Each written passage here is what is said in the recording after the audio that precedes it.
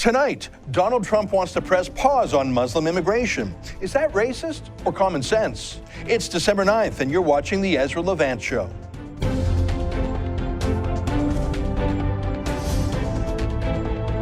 Why should others go to jail when you're the biggest carbon consumer I know? There's 8,500 customers here, and you won't give them an answer. You come here once a year with a sign, and you feel morally superior. The only thing I have to say to the government for why I publish it is because it's my bloody right to do so.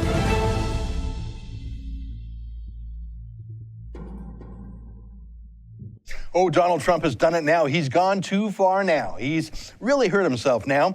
That's what the experts say, and by experts, I mean liberals in the media.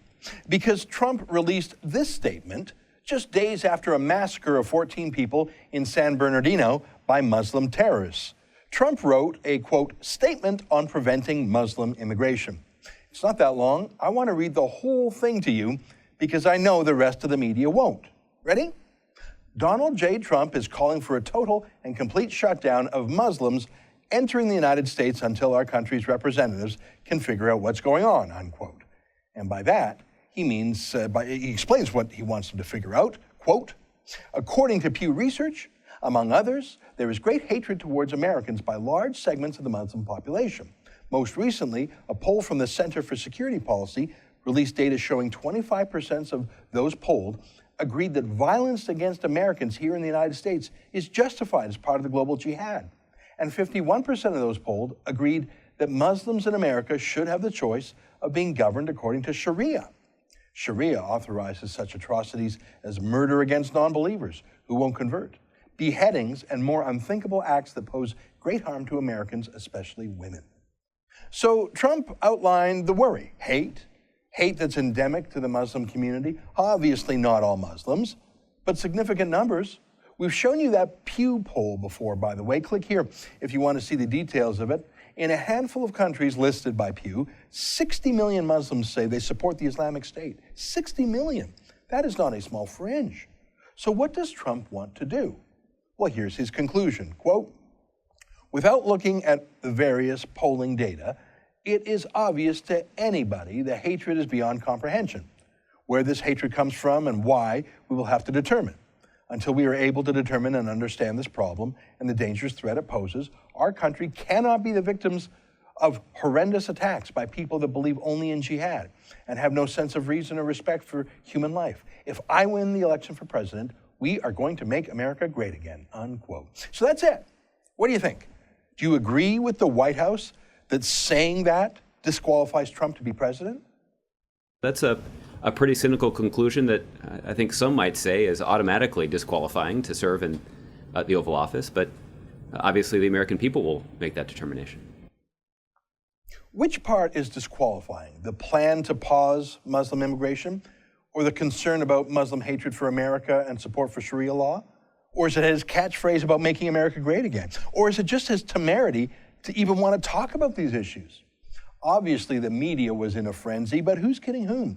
They loved it because they get to talk about Trump, Trump, Trump some more. They love nothing more, not just because he's the most interesting of the candidates, but because Trump sells. It's true. When he's on TV, people watch. So the media is play fighting with him. In one sense, they deeply hate him because they're far-left activists and they don't like the war on terror. They agree with Obama's surrenderist positions. And they also hate the fact that they're not able to tear Trump down. No matter how much they stomp their feet, Trump stays in the lead. But who are we kidding? Trump is the best thing to happen for political TV ratings and political website clicks since Monica Lewinsky. So the media actually loves it. Trump sucks all the oxygen out of the room. He gets more media coverage than the rest of the Republican candidates combined. Poor Jeb Bush, whose brother and father were president. He wants it to be his turn. He's spent tens of millions of dollars. The last poll I saw him at was 3%. Here's what he said in response to Trump's pause on Muslim migration comments. Donald Trump is unhinged. His policy proposals are not serious. So name-calling, Trump is crazy, that's what unhinged means. His policy proposal is so unserious that Bush put the word policy in quotation marks as if it were fake or something. Now stop for a second. Here's what Trump didn't say. Trump didn't say he was going to kick out American citizens who are Muslim. He didn't say it, and he couldn't do it. And I don't think he wants to do it. He's not a fascist or a racist. He's a populist. He specifically referred to a Pew poll that showed massive numbers of Muslims around the world support the Islamic State, and until we figure that out, America should stop importing its enemies. But what's unhinged about that? Or a week after the San Bernardino terrorist attack, where a recent Muslim immigrant from Pakistan and Saudi Arabia was one of the murderers, is it really unhinged to pretend everything's okay? I think it is. I think that's what's unhinged. So last month, it was a Muslim terrorist attack in Paris that killed or injured 500. This month, it's San Bernardino. And of course, it's other attacks in less newsworthy parts of the world literally every day. In Israel, it's daily now. They call it the Intifada of the knife. That's the weapon of choice used by Muslim terrorists there. Is it really unhinged to want to slow things down, retool, rebalance, press pause? Why does America have an obligation to take in anyone? If someone's an American citizen, they certainly have rights. But what if you're not a citizen yet? You have none. You have no right to enter the U.S., let alone immigrate there. America uses all sorts of criteria to screen immigrants, just like we do here in Canada. In Canada, we prefer people with English or French language skills, with job skills, with money. We have every right to screen for cultural appropriateness, too, though Justin Trudeau has made it clear he has no problem bringing in Sharia law-compliant radical Muslims. Don't you wish we had a Donald Trump up here, too? Now, Donald Trump is an impresario. By nature, he's a performer, a promoter, an entertainer, so he communicates with bombast and sometimes an outrageous style. I'm pretty sure he's aware that he does it. In fact, in his book, Art of the Deal, he says it has its advantages. Here, let me quote from his book, page 56. One thing I've learned about the press is that they're always hungry for a good story. And the more sensational, the better. It's in the nature of the job, and I understand that. The point is that if you're a little different or a little outrageous, or if you do things that are bold or controversial, the press is going to write about you. I've always done things a little differently. I don't mind controversy, and my deals tend to be somewhat ambitious. He knows what he's doing. He's playing the media like a fiddle. He's setting the policy agenda here. He's also making the news story about him, everyone reacting to him, from other candidates to the media. Everyone is going over the top in their reaction to him, but to what? To him saying America should pause Muslim immigration for a while? How is that shocking in the wake of a mass murder done by a Muslim immigrant? Just like the Boston Marathon bombers were immigrants, just like the 9/11 attackers were not citizens. How is this shocking? Is it only okay to increase immigration but not to reduce it? The text of Trump's proposal is not unhinged. He added a bit of that Trump sparkle to it in subsequent interviews, but nothing too nutty. More importantly, he's talking about something that none of the establishment types want to be talked about: radical Islam, its hatred for America, how widespread it is amongst Muslims, including immigrants, and the fact that America doesn't stand up for itself anymore. It's what he did on his last home run issue, illegal immigration from Mexico. No one was talking about it in the establishment, unless they were saying they loved it, like Jeb Bush did in Espanol. Que se empieza a mejorar la situación en cada departamento. Look, do you think this latest thing is going to sink Trump? Are you kidding me? I bet he goes up in the next poll. He is audacious and outrageous in his style. Sure he is. But his substance is defensible. In fact, it's a bit of the emperor has no clothes. For so many years, the official people have all said terrorism is not the main problem. Global warming is. You know, over the past 6.5 years, we've taken on some of the toughest challenges of our time, from rebuilding our economy after a devastating recession, to ending our wars in Iraq and Afghanistan and bringing almost all of our troops home, to strengthening our security through tough and principled diplomacy. But I am convinced that no challenge poses a greater threat to our future and future generations than a changing climate. Everyone, especially the media and the official people, and especially official Republicans, are afraid to dissent, and they pretend that that's sane. Weeks after the Paris terrorist attack, Obama and the world gathered just a mile or so from terrorist targets to talk about tons of CO2, carbon dioxide, not terrorism, They're the ones who are unhinged, not Trump. Here's Rand Paul, a senator, another candidate for president, talking about the same thing as Trump, a pause on Muslim migration. He just worded it a bit more carefully. Well, what I'd like to do is make the haystack smaller. So I think that we have to be very careful about who comes here from the Middle East. How's that really different from what Trump said? Many European jurisdictions are reeling from the million Muslim march of this summer. France just voted for the anti-terrorist Front National. Poland voted for their equivalent. Hungary practically wants to exit the European Union over this. Even Angela Merkel's own party in Germany is in open revolt against her, all of whom are saying the same thing as Trump. Press pause.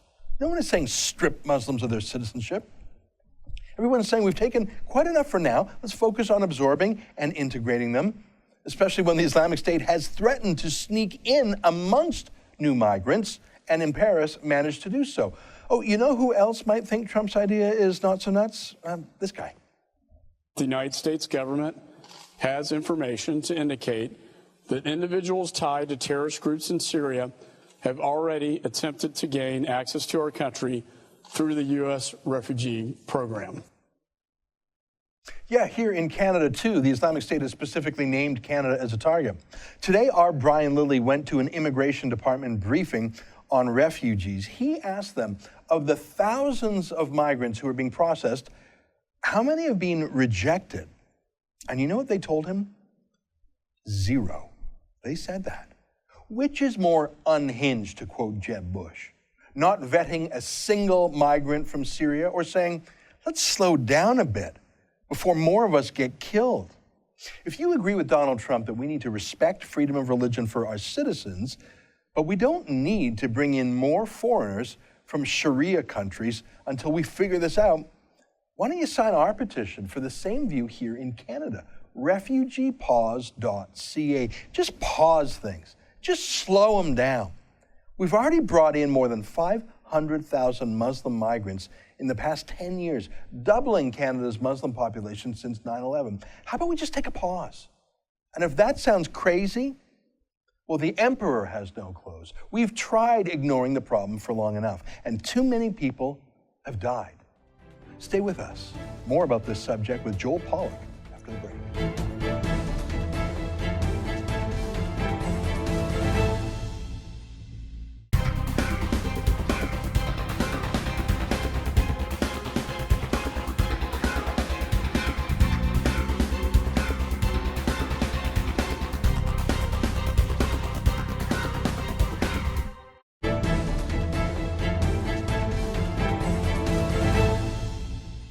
Welcome back to the program. Well, do you think I'm being too gentle on Donald Trump? As you know, we've got our campaign, refugeepause.ca. And all I'm saying is, look, Canada's taken 500,000 Muslim migrants in the last 10 years, literally doubling our Muslim population since 9/11. It's not like we're shirking. Maybe we should just slow down a bit, integrate and absorb the folks we have, work out some of the radicalism problems that we had.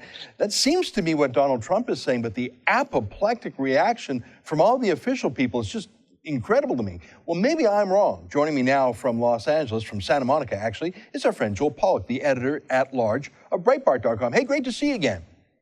Good to be with you. Well, listen, you are a man of the law. You look at things very carefully, and you're a man of principle. Let me ask you this. Are you worried that Donald Trump is coloring too close to the edges, that he's maybe, as some of his critics would say, bordering on fascism, or, as some of his wilder critics would say, asking Muslims to wear like a Jewish star on their lapels? Or what do you think? Do you think that this is another media-created hysteria? They just love their symbiosis with Donald Trump. Well, let's break this down into 3 parts. There is Trump's policy proposal, which is to keep all Muslims out of the country, not just as immigrants, but as tourists and visitors. Then there is the legal question about whether that would be lawful or constitutional. And then there's that question about fascism, which is really more a question about the rhetoric. So let me start with the legal and constitutional question that you asked about. Contrary to what many on the left are saying, and a few on the right as well, who don't have the right information or the background to be making this claim, What Trump is proposing is not, in fact, unconstitutional. It is fully in line with our Constitution. We are allowed to keep out basically anybody we want for any reason. The Constitution does protect freedom of religion. It says that Congress shall make no law establishing a religion, but that applies to people here in the United States. It does not apply to people trying to enter the United States, and therefore there is no violation of the First Amendment, religious freedom, or any of that by having an immigration law that discriminates against people on the basis of religion. In fact, our immigration laws already discriminate against people on the basis of religion. For example, if you are a Muslim trying to immigrate from Kuwait, you cannot bring additional wives. If you're a Muslim man, you have to bring one wife, and they do ask you on your immigration interview if you have additional spouses. That is discriminatory because we in the United States do not allow Islamic Sharia law when it comes to marriage. And By the way, Joel, I should tell you, we yeah. allow polygamous immigration to Canada. In fact, a case was made famous, the Shafia honor murders, where a man who had 2 wives. So just to let you know, your northern neighbors allow polygamous immigration. Anyways, back to you. You're saying that, of course, any country can discriminate on any basis. And I would point out some of that discrimination is positive to bring some of the ethnic minorities who are being bullied, like Yazidis or Christian Arabs, who were the targets of massacres. So, I mean, the idea of picking and choosing who comes to America or Canada, it's actually, I mean, it couldn't be more normal. You don't have a first come, only Germany has a first come, first served survival of the fittest immigration policy. Well, by the way, we discriminated against Germans after the Second World War. Germans had to go through special scrutiny after the Second World War when they were among the refugee population because we had to make sure we weren't taking in Nazis among refugees from Germany. So that's the perfect analogy here. That is absolutely the perfect analogy. I mean, people say, oh, the Muslim refugees are the new Jews. Yeah, no, they're not. They're the new Germans. Now, some Germans hated the Nazis, but some were Nazis. Some were Nazi supporters. It's absurd to me that we wouldn't at least screen for ideology, which clearly we're not doing in either country. Right. Now there's the question of policy. Does Trump's suggestion make sense in terms of policy? And here is where I think it does not make sense. I think it's actually quite a silly policy because while it might be sensible to restrict immigration, and right now, by the way, Middle Eastern countries are sending us the largest numbers of immigrants. So that's kind of interesting. But it might make sense to restrict immigration. Restricting visitors makes no sense to me because visitors are actually fairly easy to monitor. We have a fairly rigorous process. It has failed in the past, but it is the easiest part of our immigration system to improve. And we can follow and trace and understand what people are doing here in this country if they're here for a short period of time, far more easily than we can if they're here for a long period of time. Plus, visitors implies professionals, not just from the Middle East, but from Canada, from Europe, people trading, people conducting import and export, people doing all kinds of things, sports competitions. I mean, I think it makes no sense to ban visitors who happen to be Muslim. I think it's silly. I think it makes us cut off from the world. I think people might not miss the World Cup competition, but they would certainly miss the Olympics. So I think it's a silly point to make. I don't think it's sensible. I think it's counterproductive.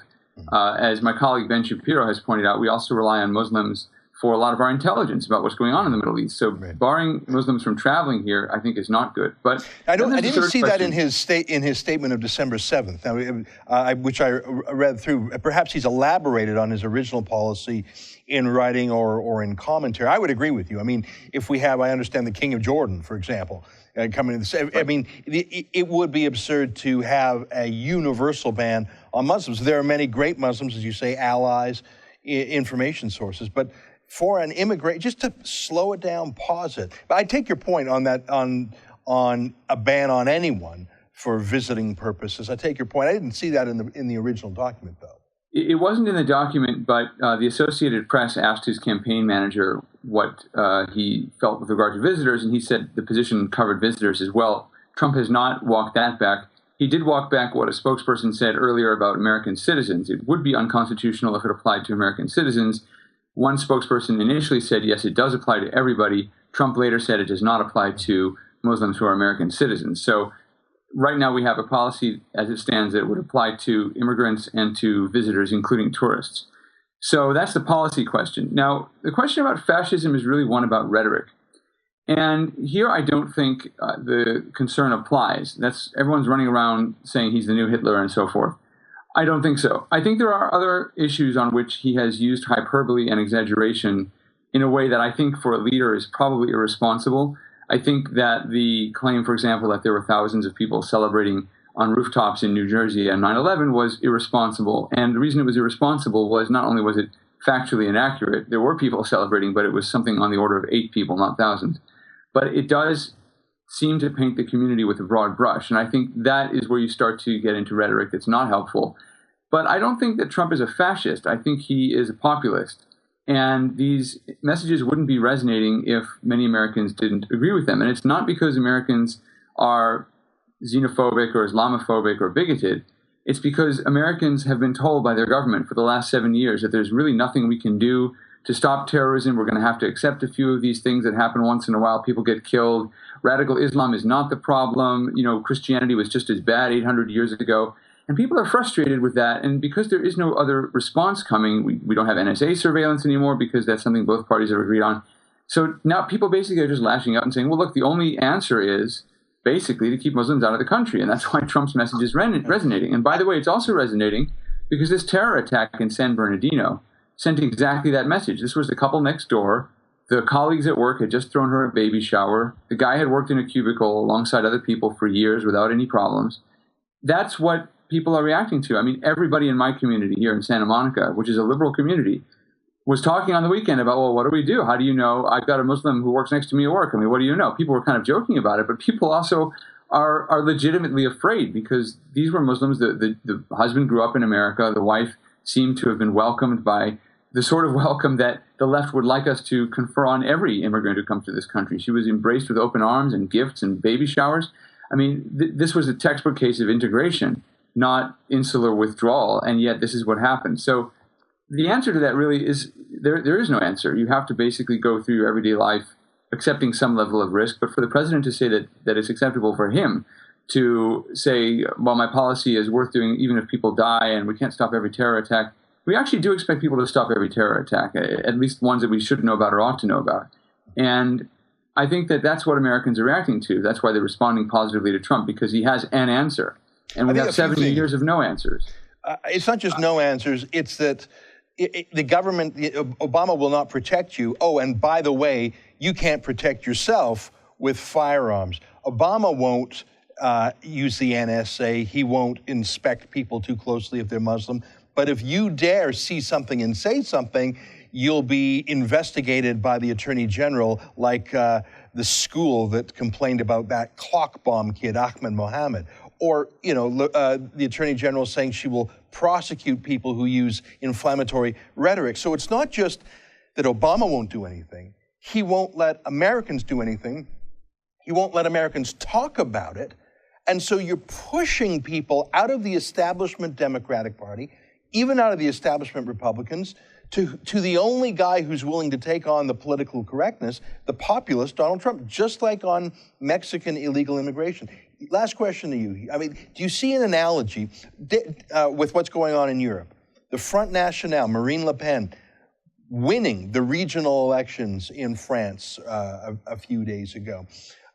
In Poland, in other parts of Europe, the people moving to the right, because all the official people, the fancy people, the people we've trusted for years, not only won't do anything, but double down on their failed policies just to desperately shore up their worldview that's crumbling. I mean, after the Paris attacks, Francois Hollande said he was going to take even more Muslim refugees.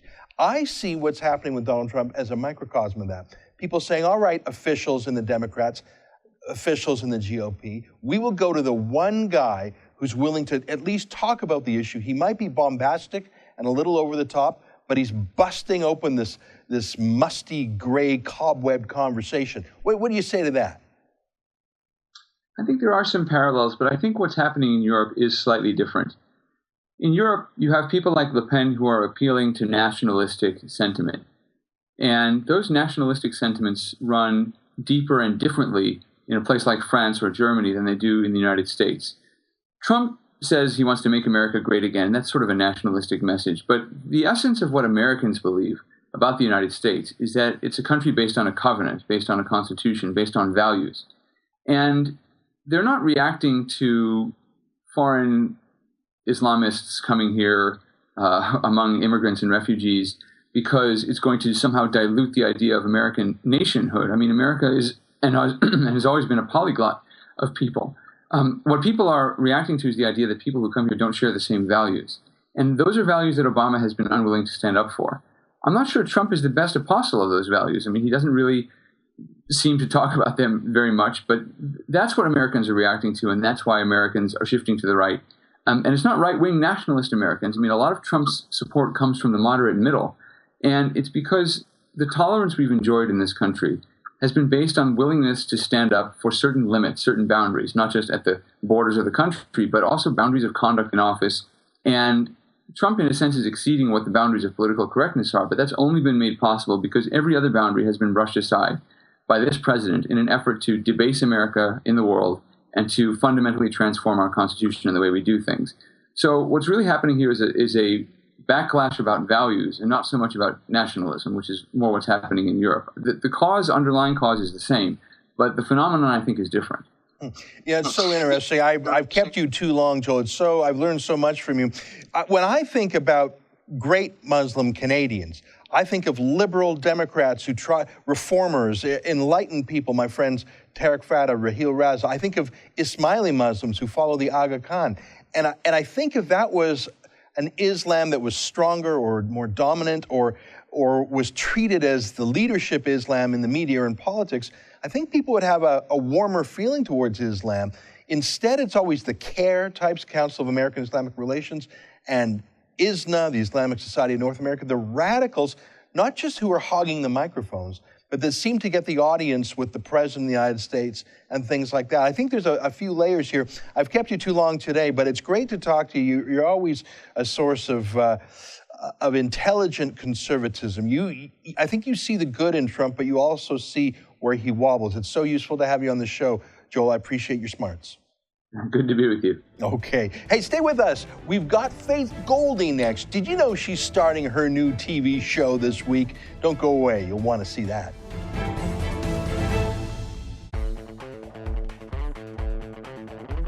Looking for the perfect gift? Did you know TheRebel.media has a store?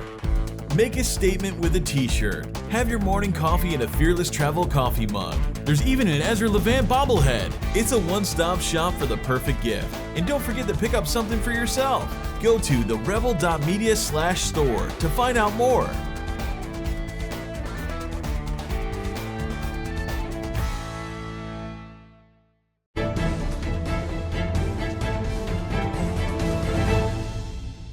Welcome back to the show. You can see sitting next to me my friend Faith Goldy. Faith, great to see you again. Good to be here, Ezra. Thanks for having me. Well, you're welcome. We are on the precipice of the debut of your new weekly show called On the Hunt with Faith Goldy, every Thursday at 9 Eastern, 7 Mountain Time.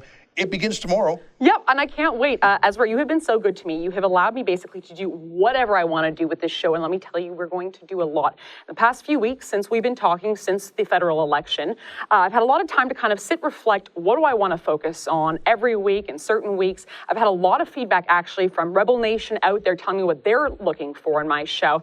And I think we got one lean and mean episode coming up tomorrow night. Well, I don't want you to give away all the good stuff because I want to have some pleasant surprises when people tune in. Give me a little bit of a taste of tomorrow, though. Can you tell me anything? Yeah, certainly. Well, first of all, we're going to do a bit of a meet and greet. Rebel Nation's a little bit bigger than Sun News Nation, so we got a lot of new friends out there, and I want them to kind of have an idea about who I am, what I'm about. Who I'm really excited to hear from tomorrow is Vape Dad. There's a war on for your e-cigarette, your vaporizer in Ontario, and really leading this charge is MPP Randy Hillier. He's going to be joining us here in studio. Oh, great. New studio, by the way, Ezra. It looks pretty cool. We've been hiding it from you, but it looks pretty good. Yeah. And so he's going to be joining us as well. We're going to be following up with our friends at Voices of the Nation. That's that Christian group, remember, that's not getting their permit. They're going to be taking the city to court. And there's going to be a gun story, but I'm going to keep you waiting to see what it is and what I have to say about it. You know, I'm so pleased. The things you've just listed, all three of those stories, are sweet spots for the Rebel. And why is that? Because it's the other side of the story you don't get in the mainstream media. I've been thinking about our motto. Our motto for the first while was fearless. And I think that still applies. But more and more these days, I think the other side of the story. Because those stories you just listed are either ignored or the media is so one-sided they never give our side a shake? Yeah, absolutely. And I don't even look at it so much as like an our side or their side. For me, it's just common sense. You know, I was able to quit smoking because I started vaping. Okay. I'm a Christian. I want to be able to sing in the streets because I live in Canada. I'm an avid firearms user. So I'd like to be able to hear stories that apply to my life. And I'm not in the minority in any one of those three categories. There are a lot of folks just like me. So I'm hoping that they're going to find their home on the hunt with Faith Goldy, yours truly. Well, it's going to be amazing. You're going to be a fan favorite immediately. Oh, I know. thank you, Ezra. You mentioned the new studio. Now, folks know that we're in what we call a green screen studio. Right. So the gorgeous set behind us, even the look of the floor and the desk, that's computer generated. So we have a special set just for you. So although you'll be taping it in the same building here, it'll look your own. I haven't seen it yet, by the way. I haven't seen the look of it. Yeah. And it's sleek, it's cool, and let's just say that the motif that is within the title is definitely demonstrated on our set. Well, that's great. Well, I'm very excited. Thank you for joining us. I won't lie to you. I have a secret ambition that you want to do this so much that you come to me one day and say, Ezra, I don't want to wait a full week. I want to do the show twice a week. And then that turns into 3 times. If I had my way, you'd be on every day, but it's a delight to have you every Thursday night at 9. And I'm going to be tuning in. I'm going to send an email to our whole Rebel Nation and tell them to tune in and get ready, because I know you're going to get a gazillion emails in response. Thank you so much. I can't wait to hear back from the audience. Right on. Faith Goldy, the show is called On the Hunt, and that starts tomorrow. Stay with us after the break. Your feedback. Ontario residents are being hosed on electricity prices. The latest Auditor General's report says we've been overcharged by $37 billion over the last several years. That works out to nearly $2,800 for every man, woman, and child. Why? Mismanagement and bad policy choices from the Ontario Liberals. It's going to cost us billions more in coming years. Energy Minister Bob Chiarelli won't take responsibility. He's lashing out. It's time for Bob to go. If you agree, go to firebob.ca. That's firebob.ca and make your voice heard.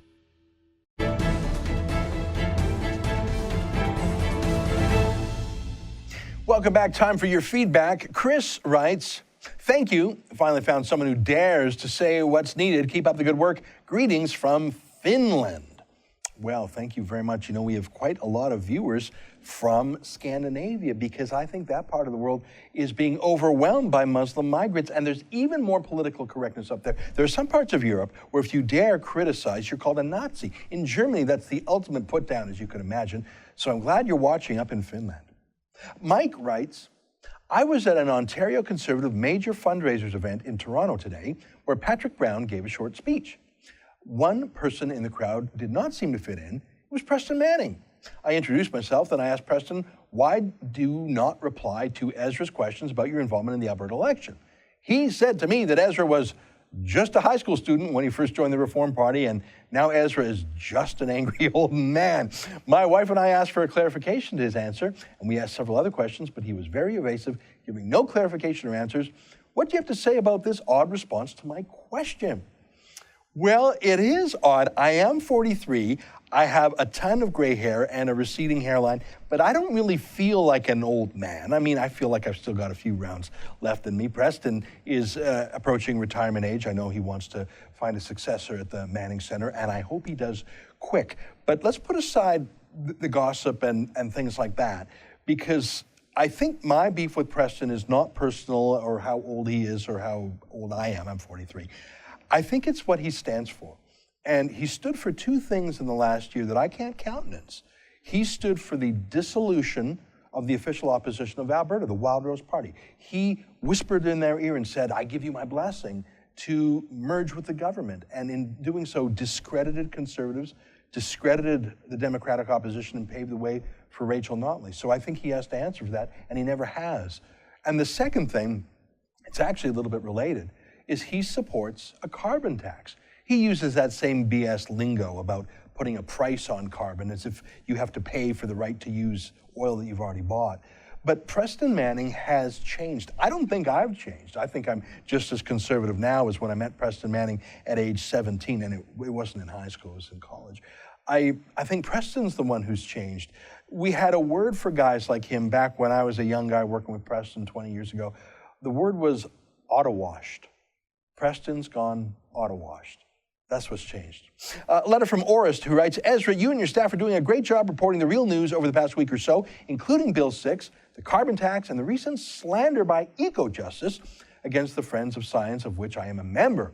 You must be relentless and continue to expose the fraud of the carbon Nazi fascists, which include the Alberta regime, non-democratic party, and the likes of Murray Edwards. Keep up the great work. Well, I'm not going to call them Nazis, but I am going to call them fascists because they want to change and regulate every part of our lives. And it's just a hoax because, look, putting a tax on your car or filling up with gas, that's not going to change the weather. Anyone who thinks so is lying. It's just a tax to regulate your life and take more of your money. But your comment about Murray Edwards, let me speak to that. Murray Edwards is the boss of one of Canada's greatest oil sands companies called Canadian Natural Resources, or CNRL. They're a great company, and I have a little bit of knowledge about Murray Edwards, and he's always been a great advocate for the oil sands in the industry. But then he flipped 2 weeks ago when he actually endorsed this carbon tax and stood next to Rachel Notley. And he said that this was about getting market access, as if paying more tax to Rachel Notley means you'll get the Keystone XL through. No, Barack Obama's already banned that. Or about getting the pipeline through to BC. What's that got to do with paying more taxes to Rachel Notley?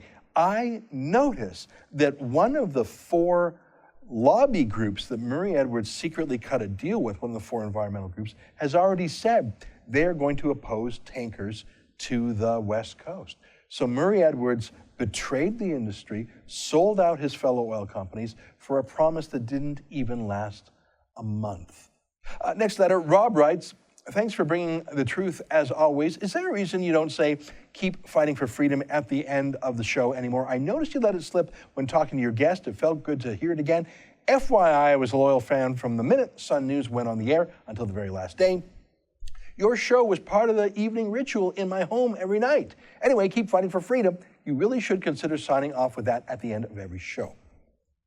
Great point. You know, I've done that once or twice. I got to get back into that habit. You know, the Sun News Network, when I had a 1-hour show, it felt like at the end of the show, I had to sign off with sort of a statement like that. Whereas for the past 9 months here at The Rebel, when I was doing really short little bits and bites, it wouldn't have made sense to end like a 3-minute video clip with a keep fighting for freedom. It wouldn't have applied all the time. But I think I'm going to bring that catchphrase back for the end of these 45-minute or however long these shows are. I think I'm going to end with keep fighting for freedom because that is what motivates us. I care about news. I care about current events. It's interesting, but I don't care about it just for the transactional, interest of it, like watching a fire flicker. I mean, that's interesting, but what's the point of it? Where's the trajectory? For me, it's about expanding personal freedom and these days, keeping our national security. That's why I will take your advice.